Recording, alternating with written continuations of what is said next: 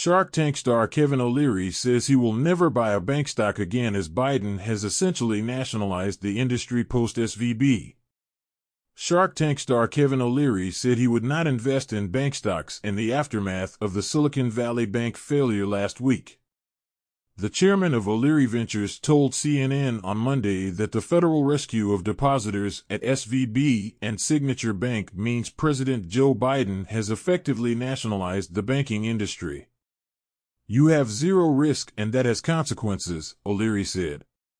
"There's no such thing as a free lunch. And this is going to be very expensive for shareholders of banks long term.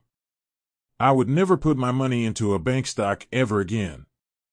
Later that day, Biden committed to stricter oversight and said SVB's collapse was helped by the Trump administration's easing of the Dodd-Frank law's rules on smaller banks.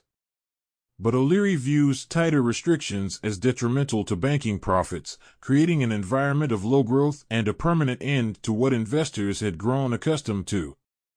"That's the way we should look at banking going forward.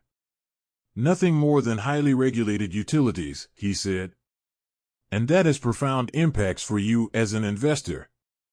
If you thought putting your money into bank stocks was a good idea, you should change your mind this morning, forever. Should you own bank bonds? Never. You're taught that lesson over the weekend." After SVB suffered its sudden demise on Friday, bank stocks fell broadly and have yet to recover.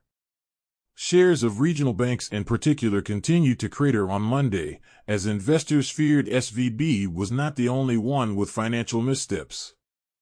Although SVB contagion is hitting regional bank stocks hard now, O'Leary sees new financial restrictions stretching through every level of the industry, including banking giants, which could grow even bigger if the sector consolidates. "They're going to be even more regulated as they become more concentrated and far less profitable," he said. "This really does make you think about owning bank stocks long term. I think they'll be underperforming the index for decades to come."